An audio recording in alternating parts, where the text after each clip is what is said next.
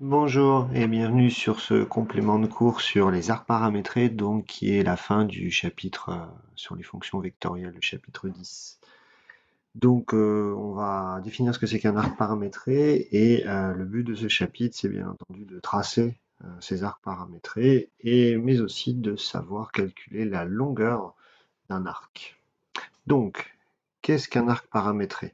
Un arc paramétré, donc, c'est la donnée de deux choses, un intervalle i et une fonction f, où f est une fonction de classe ck de i dans R.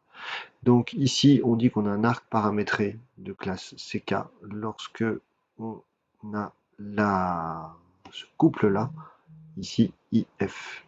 On définit aussi gamma, qui est l'ensemble de tous les f de t. Je rappelle que f est une fonction vectorielle à valeur dans R puissance n. Donc ici gamma, donc c'est un ensemble de points qui sont avec n coordonnées. Donc c'est ce qu'on appelle le support de l'arc. Ici, si n égale à 2, on aura donc une courbe du plan. Si n égale à 3, on aura une courbe de l'espace et pour les dimensions supérieures, mais on s'intéressera surtout ici à n égale à 2 pour des tracés de courbes du plan.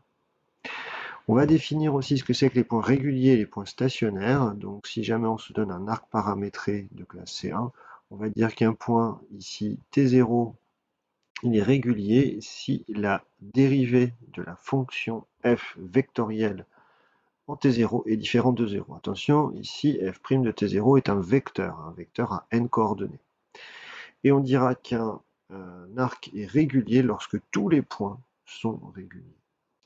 Si jamais la dérivée en T0 est le vecteur nul, alors on dira que T0 c'est un point stationnaire ou un point singulier.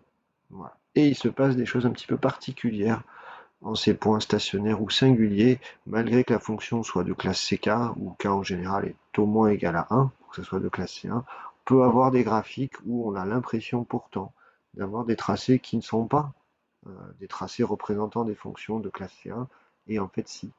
C'est juste qu'on est en des points qui sont singuliers. Alors, première propriété que je ne démontrerai pas, je vais juste l'énoncer, c'est celle qui va nous donner l'équation de la tangente, ici. Donc si j'ai un arc paramétré de classe C1, si jamais je me place au voisinage d'un point régulier, alors dans ce cas-là, je sais que l'arc admet une tangente au point T0 régulier, qui passe du coup par le point de coordonnées f de T0. Et elle est dirigée par le vecteur f' de T0. C'est-à-dire que f' de T0, c'est un vecteur directeur de notre tangente. Et l'équation de notre tangente sera donc l'ensemble des points de la forme f de T0 plus t moins T0 fois f' de T0 où t appartient à R. Donc on retrouve la forme de l'équation classique d'une tangente. Voilà. Ça nous servira pour tracer les comportements locaux au voisinage de T0, au voisinage des points réguliers, de courbes, parce que on aura du coup un coefficient directeur de la tangente et on va pouvoir du coup tracer l'allure au voisinage de ce point de l'arc. Deuxième chose à savoir faire, on appliquera donc cette propriété 6 sur les exemples, mais deuxième chose à savoir faire, qui va pouvoir être fait sans tracer de courbe, c'est calculer la longueur d'un arc. Alors la longueur d'un arc, ici, on va la calculer sur un intervalle i, pourvu que cette quantité-là soit intégrable.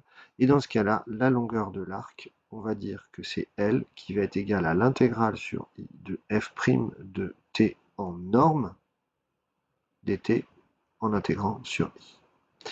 Si jamais cette fonction-là n'est pas intégrable, on dira que la longueur elle est infinie. Ça arrive de temps en temps, on a des courbes de longueur infinie avec des branches infinies.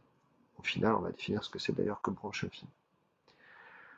On va d'abord faire deux exemples de calcul de longueur. On va calculer deux longueurs différentes sur deux exemples qui peuvent vous paraître peut-être un petit peu étranges au début, mais en fait qui sont deux exemples qui sont totalement des exemples que vous connaissez déjà dans la géométrie affine classique. Donc, les deux exemples en question, c'est calculer la longueur d'un arc, ici, donné par l'expression qui a t associe TA plus 1 moins TB.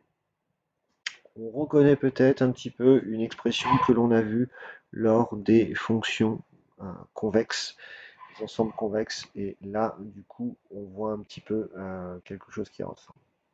Graphiquement, qu'est-ce qui va se passer? Graphiquement, qu'est-ce qui va se passer si jamais je me place dans R2? Ici, A et B sont des vecteurs de Rn, mais on va se placer dans R2 pour faire un dessin. On va avoir A qui va être un vecteur de R2, on va dire ici, qui va correspondre au niveau du tracé à un certain point A. Et on va aussi placer un point B qui va correspondre, les coordonnées seront les mêmes que petit b. Et si on se rappelle ce que c'est que TA plus 1 moins TB, au final, ça va être tout simplement l'ensemble des points ici qui vont être sur le segment AB. Donc normalement, si je calcule la longueur de cet arc-là, je devrais trouver quoi? Je devrais trouver ici la norme du vecteur AB. Normal. On va vérifier ça quand même par un calcul rigoureux. Donc ici, ma fonction f, si jamais je regarde à quoi elle est égale, ma fonction f a une variable t appartenant à 0,1. Elle va associer donc le vecteur ta plus 1 moins t fois b. Donc je vais calculer f' de t. F, elle est bien entendu de classe C1. Pourquoi? Parce qu'il s'agit d'une fonction même que je pourrais qualifier d'affine.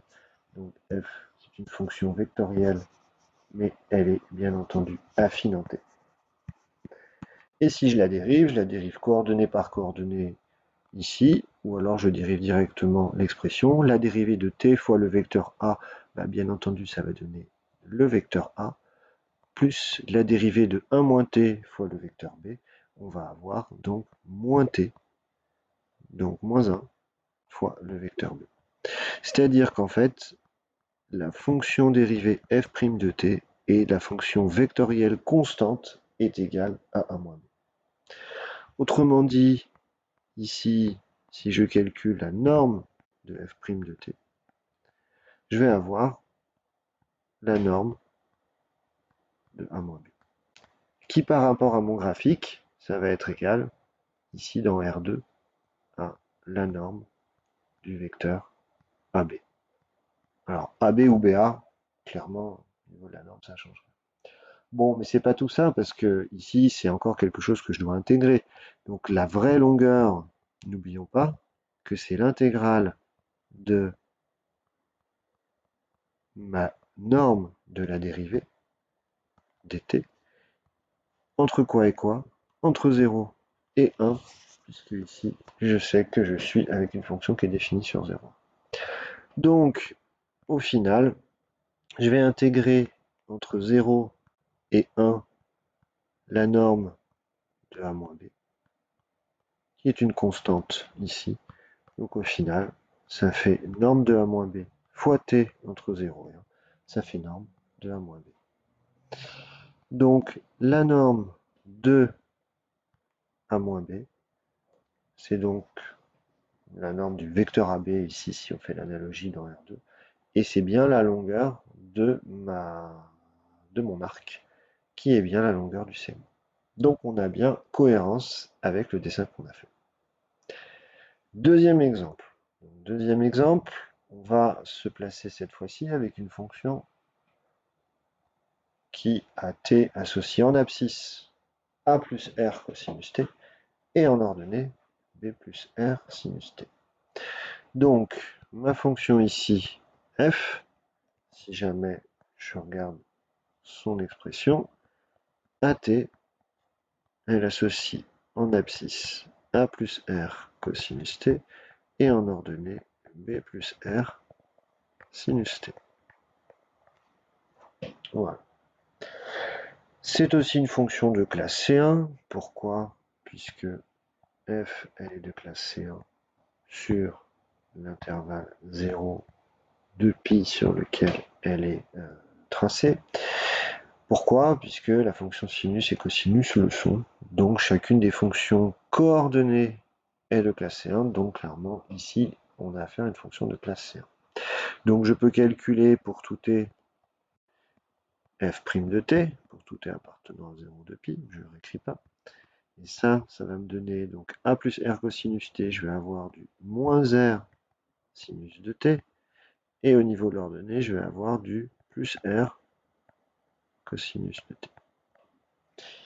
Donc je vais calculer la norme du vecteur dérivé. Et si je calcule la norme des vecteurs dérivés, on va la calculer au carré. On va avoir donc du r sinus t au carré, avec le moins, plus r cosinus t au carré, ici. Et bien entendu, on voit tout simplement qu'on va obtenir r au carré. Donc, comme c'est une quantité positive, la norme de f' de t, c'est r. Donc il va s'agir ici d'intégrer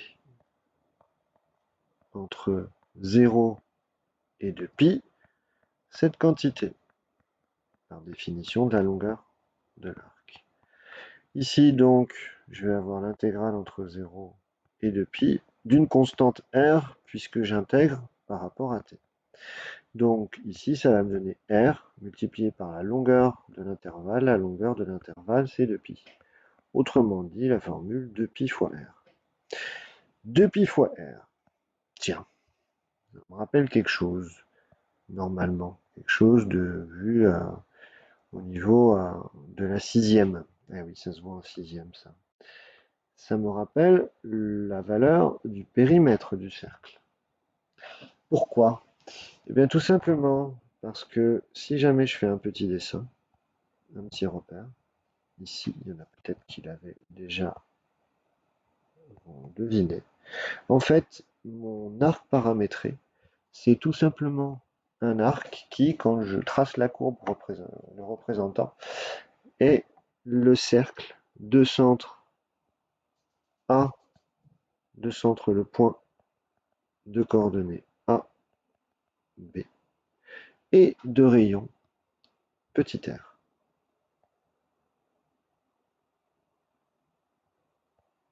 Voilà. Et donc, en gros, en ayant parcouru ici entre t égale à 0 et t égale à 2π, on a fait un tour de cercle complet. Donc, on est en train juste d'avoir redémontré, au niveau de la cohérence, que le périmètre d'un cercle, c'est bien 2π fois petit r. Voilà pour ces calculs de longueur d'arc paramétré. J'espère que vous avez compris. Bien entendu, si on a des expressions un petit peu plus compliquées, on va obtenir des calculs un petit peu plus pénibles, peut-être avec des intégrales un peu plus longues à calculer, mais sur l'esprit, on aura le même type de choses et les mêmes interprétations géométriquement. Alors, on continue avec l'étude maintenant de ces arcs plans. On va se limiter à des arcs plans, c'est-à-dire que vraiment, on va prendre ici une fonction vectorielle de i à valeur dans R2 maintenant. Donc on va aller dans R2. Donc on va pouvoir faire des tracés ici. Et la fonction f, au lieu de dire qu'on va avoir f de t, on va la définir par ses coordonnées. C'est-à-dire qu'on va définir x de t, y de t, les deux coordonnées de la fonction vectorielle f. Et ce qui va se passer, c'est qu'on va étudier donc les fonctions x et les fonctions y, de sorte à pouvoir tracer le support de la fonction f, et donc l'arc plan.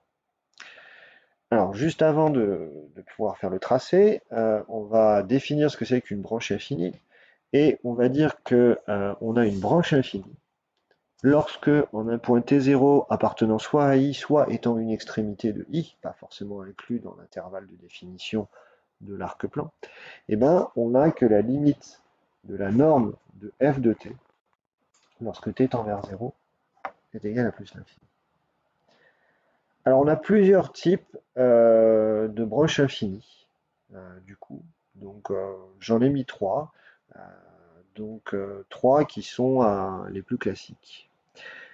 Si jamais, lorsque t tend vers t0, si jamais x tend vers plus l'infini, mais que y tend vers L, alors on a affaire à une asymptote horizontale. Si jamais c'est le contraire, on a affaire à une asymptote verticale. Et si jamais x tend vers plus l'infini, y aussi, mais que le quotient tend vers a, et que la différence entre x de t et a fois, pardon, entre y de t et a fois x de t tend vers b, alors dans ce cas-là, on a une asymptote horizontale. Je vais quand même faire 3 petits schémas qui vont vous montrer ce qui se passe graphiquement. Voilà. Schéma de gauche, position 1. On a, lorsque t tend vers t0, une courbe où x tend vers plus l'infini, ça se voit bien, et où y se rapproche de L. Donc on a bien une asymptote horizontale et une branche infinie, vous voyez, qui se rapproche de l'asymptote horizontale. Alors on ne verra pas du tout apparaître t, le paramètre t, sur le tracé. Sur le tracé, on ne voit apparaître que x et y. La t, en gros, c'est le paramètre, la vitesse à laquelle on se déplace sur la courbe. Ça va, si on change t, on va se déplacer avec une vitesse différente, une manière de parcourir la courbe différente, et donc ça on ne le verra pas du tout sur le tracé final. Ça ne sera pas du tout impacté, il n'y aura pas d'impact sur le tracé final. Pour la position 2, j'ai fait la même chose, sauf que j'ai mis un petit peu de petits compléments. Imaginons que T0, on puisse, ça soit une extrémité de i, mais qu'on puisse approcher T0 vers la gauche ou vers la droite. Et du coup, ici, je pourrais avoir que la droite d'équation x égale à L est asymptote verticale en T0 plus et en T0 moins, mais au final, quand on regarde graphiquement ce qui se passe, on peut tout à fait avoir deux branches, une en T0 plus, une en T0 moins. C'est tout à fait possible. Et puis enfin, si jamais on est dans le cas 3, c'est-à-dire si on a fait les calculs au préalable en ayant vérifié que les deux tendent vers plus l'infini, que le quotient tend vers A, et que, une fois calculé, cette différence tend vers B, et dans ce cas-là, on trace la droite d'équation y égale ax plus b, et on s'approchera au niveau de la courbe, lorsque t tend vers t0, près de cette courbe, et donc on aura bien une asymptote oblique. Voilà donc pour ces branches infinies.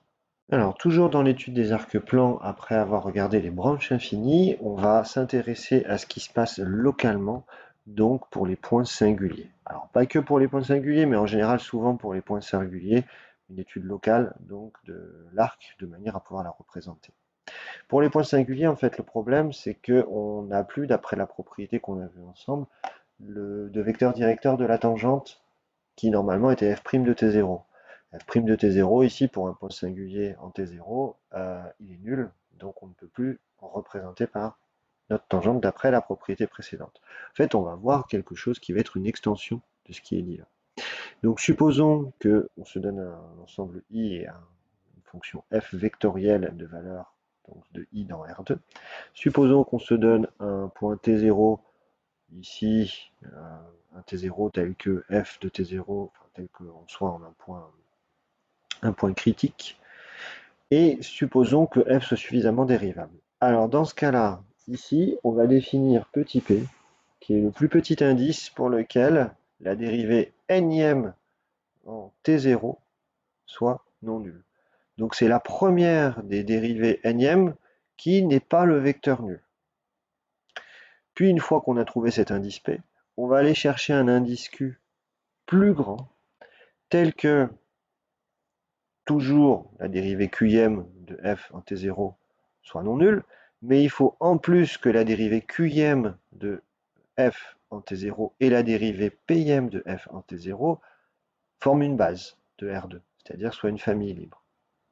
Donc si f est suffisamment dérivable, on arrive toujours à trouver cette famille ici d'indices PQ. Et alors dans ce cas-là, on pourrait démontrer que la tangente est toujours au point T0 dirigée par non plus la dérivée première de f en T0, mais la dérivée Pm de f en T0.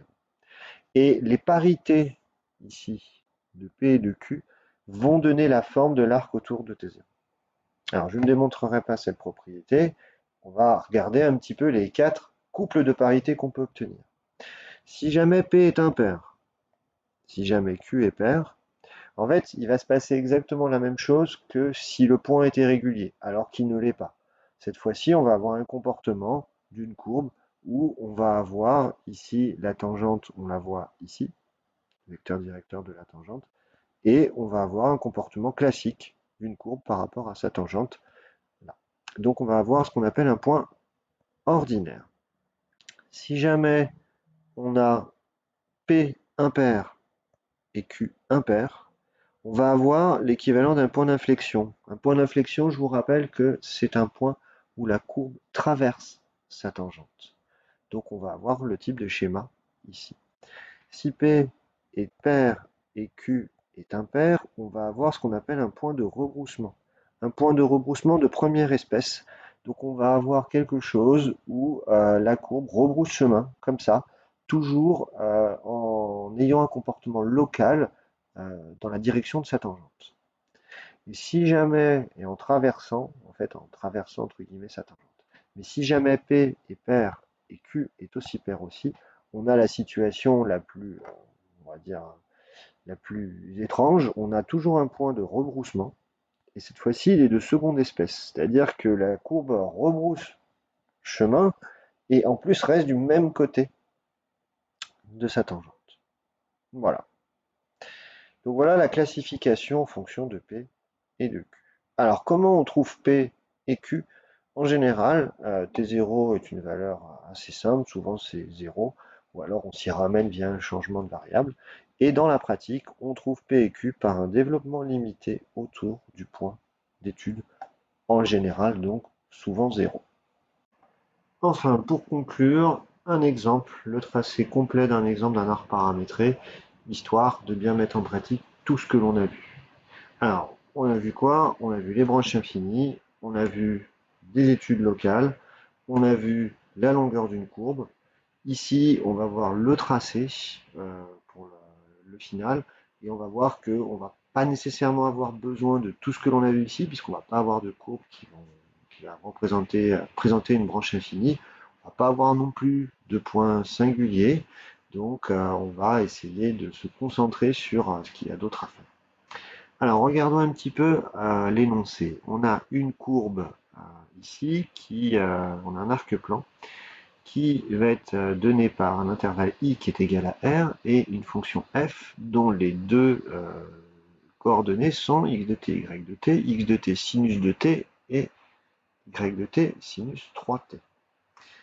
Donc, déjà, on va devoir étudier cette courbe, mais on se rend compte que la parité de sinus et de cosinus nous fait dire que l'intervalle i d'étude est trop grand.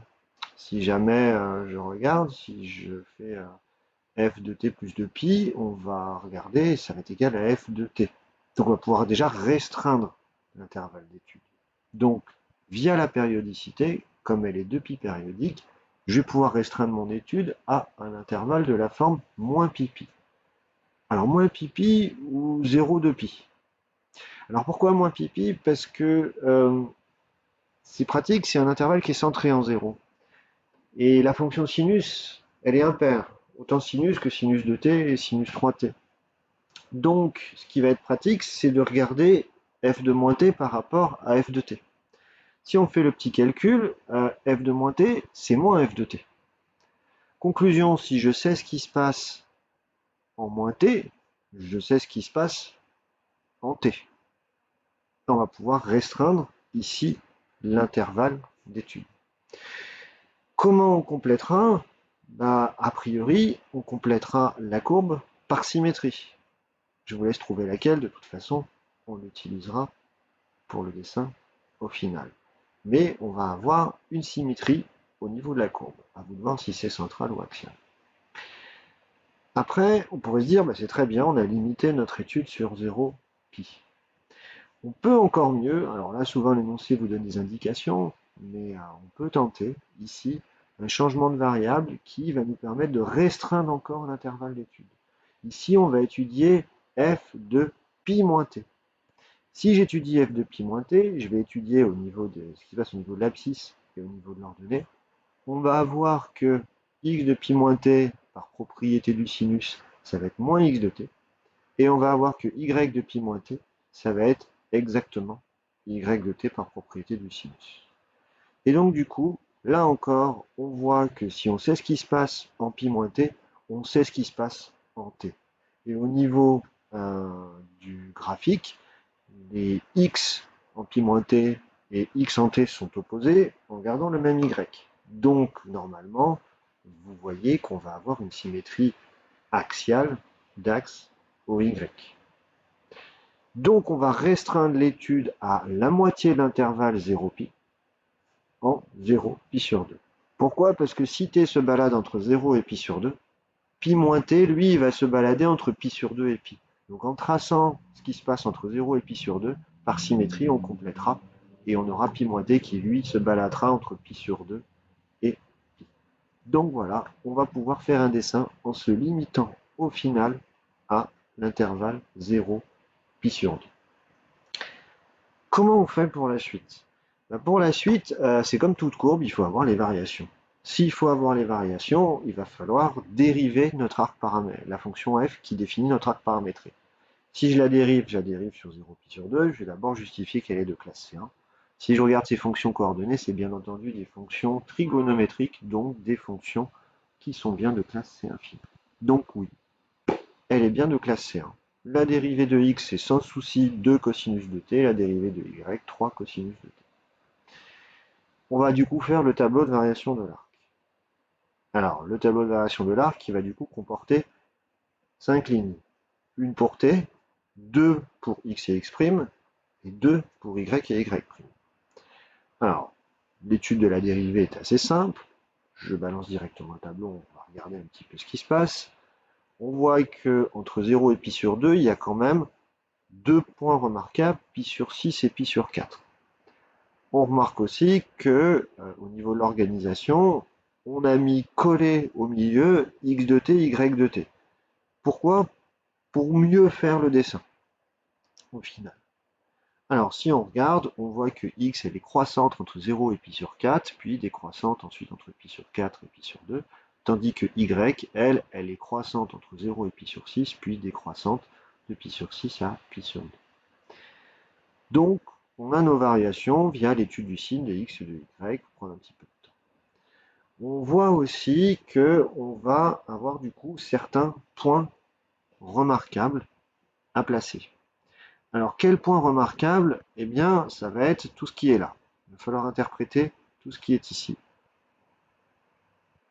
Idem pour chaque valeur ici de t qui nous aura permis d'avoir un changement de variation de l'abscisse ou de l'ordonnée de la fonction. Pourquoi? Parce que dans ce cas-là, ces comportements-là vont être intéressants au niveau de la courbe à représenter. Donc regardons un petit peu les points en commençant par le premier, f de 0. f de 0, quand je vais le positionner, je vais le positionner en l'origine, 0, 0. Donc ma courbe en t égale à 0, elle part de l'origine. La tangente, elle a comme coordonnée 2, 3. Et oui, parce que la tangente, comme coordonnée, comme vecteur directeur, le vecteur 2, 3. Puisque on a f' de t de 0 qui est un vecteur directeur de notre tangente. Donc, tangente, ici, dirigée par 2, 3. Deuxième point, f de pi sur 6, donc je suis en pi sur 6. Pi sur 6, quand je le placerai avec ce point de coordonnées racine de 3 sur 2, 1. Et au final, j'aurai une tangente horizontale. Pourquoi une tangente horizontale? Puisque la composante du vecteur directeur au niveau des ordonnées est nulle. Pi sur 2, idem. J'aurai aussi une tangente horizontale en pi sur 2. Et en pi sur 2, je serai au point de coordonnées 0, 1. Puis en pi sur 4, vu que la composante du coefficient directeur de ma tangente va être nulle en abscisse, je vais avoir donc une tangente verticale, puisque sa composante verticale est non nulle. Et donc, ici, je le placerai au point de coordonnées 1, racine de 2. Donc voilà, ici, 4 points remarquables avec les 4 tangentes. Si jamais on les place sur un graphique, qu'est-ce qu'on va obtenir? Eh bien, on va obtenir ce graphique-là. Vous remarquez, on a bien en t égale à 0, on est bien à l'origine.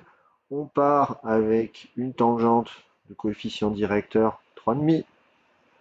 On arrive ensuite en t égale pi sur 6, on avait une phase de montée des abscisses et des ordonnées que l'on voit tout à fait ici, qui correspond à la partie qui est là. Puis ensuite, on a une phase entre t égale pi sur 6 et t égale pi sur 4, qui va être une phase où on va descendre au niveau des ordonnées, mais toujours augmenter au niveau de l'axe des abscisses, ici. On arrive bien entendu en t égale à pi sur 4 avec une tangente verticale. Et puis on va avoir une troisième phase où abscisse et ordonnées vont descendre, c'est-à-dire que la courbe elle va revenir vers la gauche tout en descendant pour arriver au point ici de coordonnées 0, moins 1 en pi sur 2. Et voilà donc le tracé effectif de notre arc sur l'intervalle 0 pi sur 2. On a tout fini.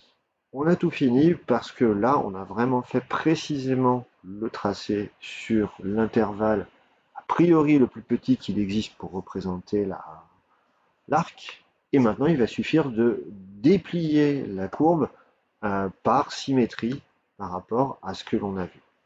Donc, on commençait à déplier sur l'intervalle 0 pi. Donc, au niveau de la référence, c'est ce qu'on avait dit ici. On l'a déplié par symétrie par rapport à l'axe OY. Allons-y. Voilà. On obtient cette figure-là.